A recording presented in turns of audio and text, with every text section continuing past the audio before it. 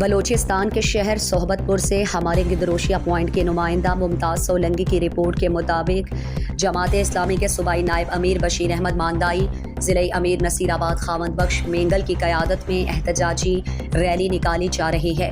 Rally کے شرکاء نے ہاتھوں میں بینرز اور پلے کارڈز اٹھا رکھے تھے جن پر ملک میں مہنگائی کے خلاف نعرے درج تھے۔ ریلی میں مختلف پارٹی سے تعلق رکھنے والے رہنماؤں سمیت دیگر افراد تاجر برادری نے بھی شرکت کی۔ ریلی مختلف روڈ سے ہوتی ہوئی ڈی سی چوک پر پہنچ کر احتجاجی مظاہرہ کیا۔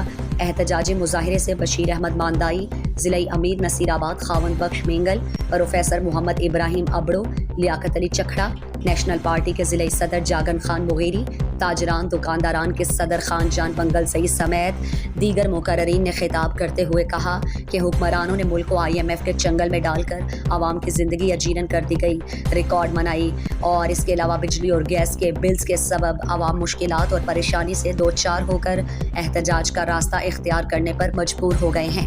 بڑھتی ہوئی مہنگائی حکمرانوں کی پیدا کردہ ناکام پالیسیوں کا نتیجہ ہے جو کہ غریب عوام 2 وقت کی روٹی کے لیے ترس گئے ہیں۔ لوگ بھوک اور افلاس کی زندگی گزار رہے ہیں۔ انہوں نے ملک کے نظام کو مفلوج کر کے رکھ دیا ہے۔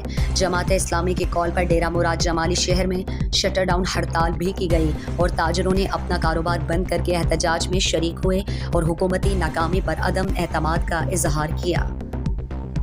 مزید دلچسپ معلومات اور خبروں سے آگاہ ہونے کے لیے Gedrosia point Facebook page, Instagram, Twitter کو فالو اور یوٹیوب چینل کو سبسکرائب کریں۔ بیل آئیکن بٹن دبانا نہ بھولیں۔